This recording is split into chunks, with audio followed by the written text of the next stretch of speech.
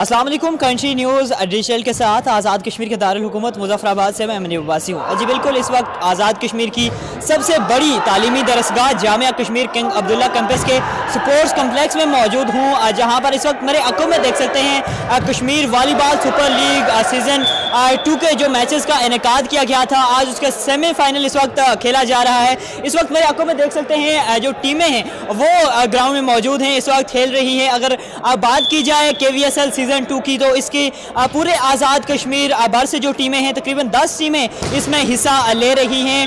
और ये जो इवेंट है इसको जो शायकीन की तरफ से काफ़ी सराहा भी जा रहा है।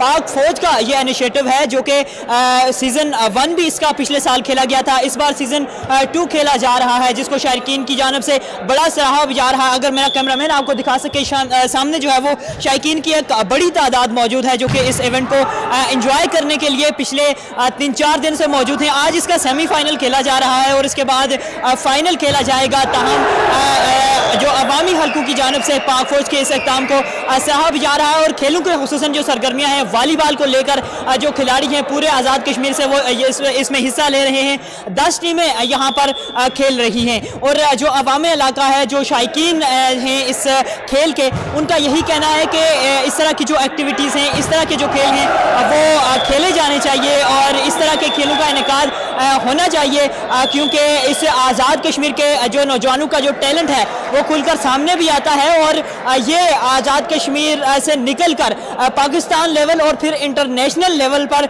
उनको यहीं से खेलने का मौका मिलता है और यही उनका फर्स्ट स्टेप है जिससे वो आगे जाते हैं।